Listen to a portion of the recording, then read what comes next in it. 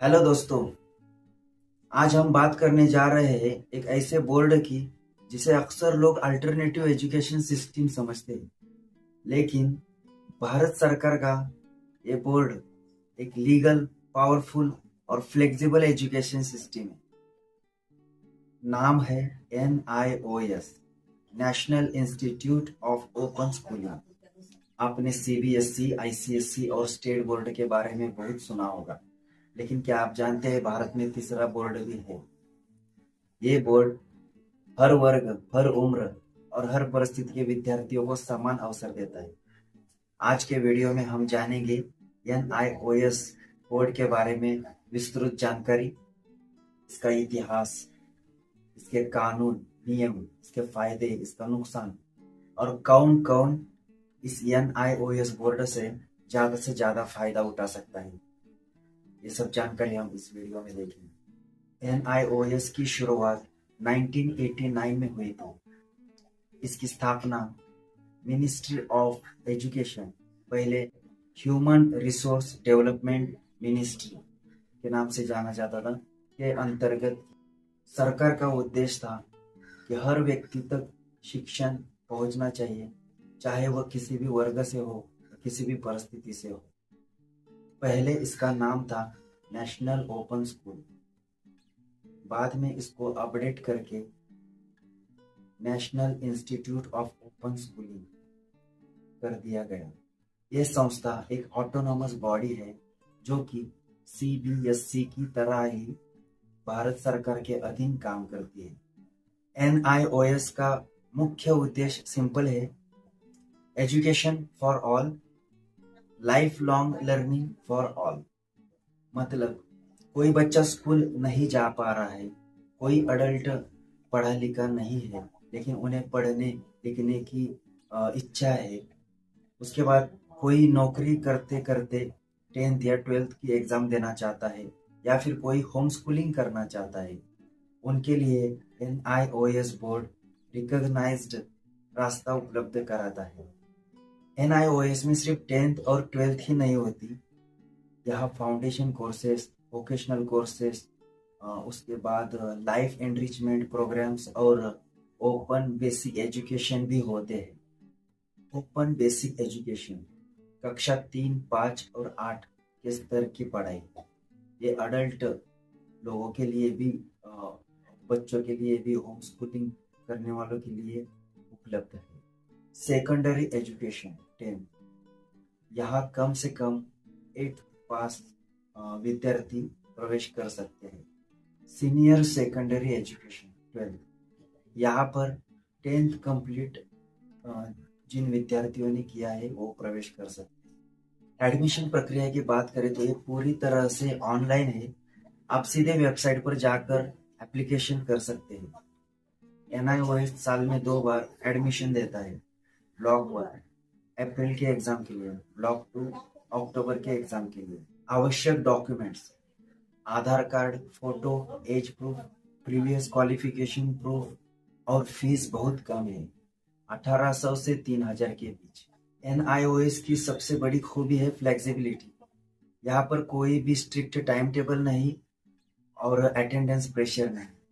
Students को घर बैठकर पढ़ाई की आज़ादी है और यहाँ पर सिलेबस और बुक्स NIOS प्रोवाइड करती है, या फिर ऑनलाइन डाउनलोड कर कर पढ़ाई कर सकते हैं। हर सब्जेक्ट के लिए ट्यूटर मार्क्ड असाइनमेंट्स होते हैं जो कि इंटरनल मार्क्स में जोड़े जाते हैं। एग्जाम 2 तरह के होते हैं: पब्लिक एग्जाम साल में 2 बार, और ऑन डिमांड एग्जाम जब आपकी तैयारी पूरी हो तब। यानी कि पढ़ाई आपकी गति पर और एग्जाम आपकी तैयारी पर। अब बात करते हैं NIOS के फायदों की। 6 से 7 फायदे हैं। पहले तो फ्लेक्सिबिलिटी, दूसरा recognised board, home schooling value, low cost, on demand exam system, drop out students के लिए सेकंड चांस, बेस्ड अप्रोच। जैसे NIOS के बहुत सारे फायदे हैं, वैसे कुछ नुकसान भी है। 3 से 4 नुकसान भी है।